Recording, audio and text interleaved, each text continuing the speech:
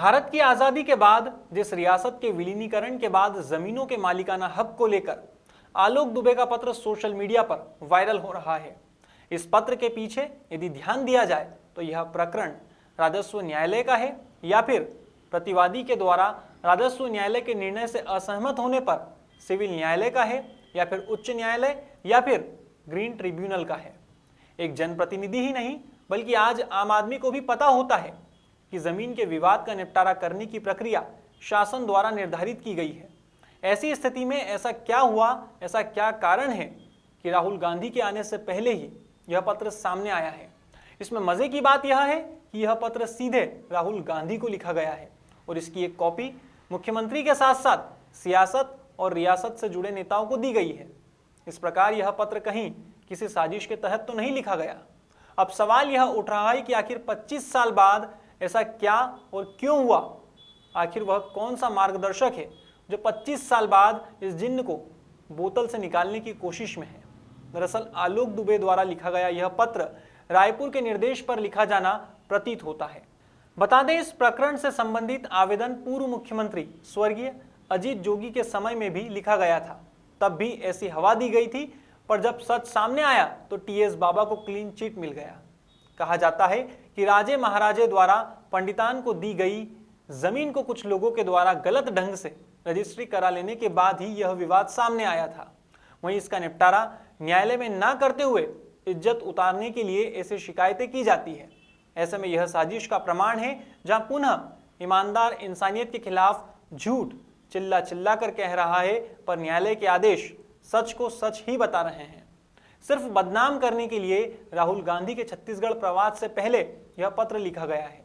Bureau report. और दुर्भाग्य है, प्रजातंत्र का एक स्वरूप है कि कोई कुछ भी बोल सकता है। ठीक है, नियम है, कानून है, मानहानि के दावे हो सकते हैं, किंतु दुर्भाग्य ये होता है कि पहले कह के एक वातावरण, गलत प्रकार का वातावरण बनाने का लोग प्रयास करते हैं। मैं इसे उसी श्रृंखला की बात देख रहा हूँ जो किसी से कहलवाया गया था कि उनको मेरे से जान का खतरा है। ये वही लोग हैं, वही सोच के लोग हैं जो राहुल जी के आने के ठीक पहले एक और प्रयास कर रहे हैं कि किसी तरह से राहुल जी के सामने, छत्तीसगढ़ के नागरिकों के सामने मेरी छवि पे विपरीत प्रभाव पड़े।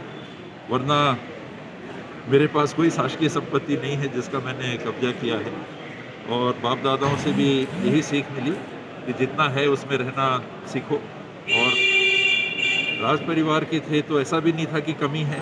जमीन जायदाद भारत सरकार के साथ जो समझौते हुए थे उसके अनुरूप उतनी थी। अब ये भी प्रयास कर रहे हैं कि केवल संपत्ति बेच बेच के ही काम ना चलाएं, कुछ काम भी करें, कुछ बिजनेस में भी भाग ले सकें, ताकि आने वाले समय में जो परिवार है वो बेच बेच की एक सीमा होती है कि कब तक काम चलाएगा। यही हम लोगों की जीवन शैली अभी तक रही है। कुछ लोगों को तकलीफ होती है कि ये स्वावलंबी ना हो जाए, अपने संपत्तियों का उपयोग करके कहीं ये आर्थिक रूप से स्थिर हो गए तो एक और इनकी कमजोरी दूर हो जाएगी, चली जाएगी। एक और कमजोरी, हम लोग का परिवार, नाम के लिए हम लोग राजा महाराजा के परिवार से हैं, लेकिन आर्थिक स्थिति हम लोग की कभी बहुत सुदृढ़ नहीं रही, वो एक अलग बात है।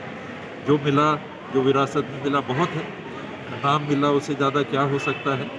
और उसके बाद हमेशा यही प्रयास किया है कि अपनी जितनी चादर है उतने में ही पाँव फैलाएं, और कहीं कोई ऐसी बातें उठाते हैं तो सारे दस्तावेज उपलब्ध हैं, आप देख सकते हो, कोई देखना चाहे देख सकते हो।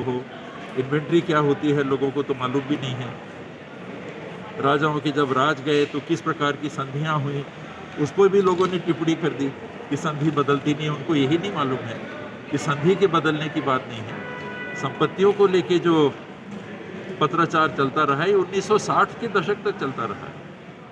हमने कहा कि हमको ये दे दीजिए, सरकार ने कहा कि नहीं हम ये नहीं देंगे, हम ये देंगे।